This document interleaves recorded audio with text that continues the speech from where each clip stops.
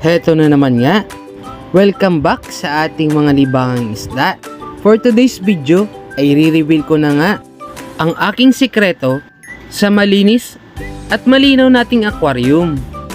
Meron nga akong 6 na strategy para ma-achieve natin ang ganito kalinaw na tubig sa ating mga aquarium. Unang factor nga mga boss ay ang size ng ating aquarium. Dapat ang size nito ay nakabase lamang sa dami ng inaalagaan nating isda o sapat lamang ang ilalagay nating isda para hindi agad mapulyot ang ating aquarium. Pangalawang factor mga boss, dapat ay pipiliin natin ang ilalagay nating isda sa ganitong setup na may ilalagay tayong halaman at lupa. Kailangan ang ilalagay nating isda ay yung hindi madalas bumungkal ng lupa, katulad ng goldfish at koi fish, na kung saan nga mga boss ang mga isdang ito ay may hilig bumungkal ng lupa. Kaya kadalasan mabilis na lumabo ang tubig sa ating aquarium. Pangatlong faktor nga ay itong ating mga halaman, na kung saan kinakain nga nito ang ammonia sa ating aquarium. Sila rin ang bahala sa tain ng mga isda. Nagsisilbi na itong pataba sa ating mga halaman. Marahil magtataka rin kayo kung paano nabubuhay itong mga halaman samantalang nasa loob tayo ng bahay. Opo mga boss, kayang-kaya nga nitong mabuhay dito sa loob ng bahay. Basta't ito'y nakatanim at may lupa.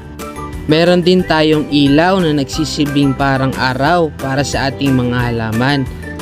LED lights nga ito mga boss na may habang 12 cm. Pang-apat na factor ay itong ating filtration. Sa ating filtration nga ay meron tayong top filter. Kung mapapansin nyo mga boss, medyo madumi nga ito. Hindi lang sa labas pati sa loob. Dahil dito lahat napupunta ang dumi na nanggagaling sa ating mga isda. Kung titignan mga boss, mukha siyang madumi.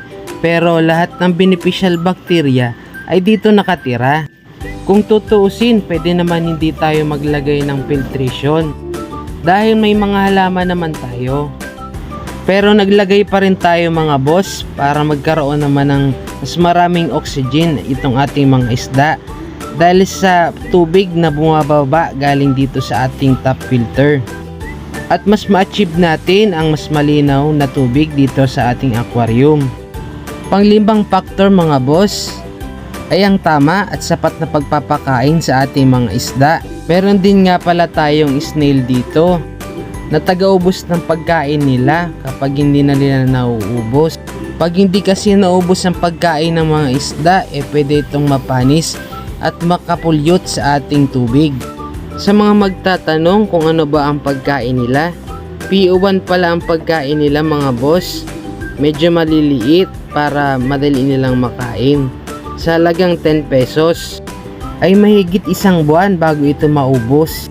Pang-anim at last na factor mga boss, kailangan ay may nag-aalaga at nagme-maintain sa ating aquarium.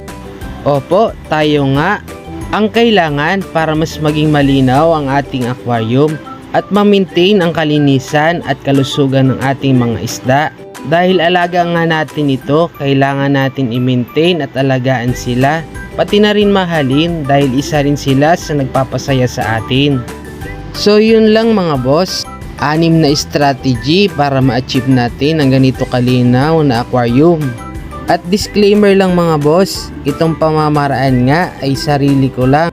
At may mga iba naman na iba naman ang pamamaraan.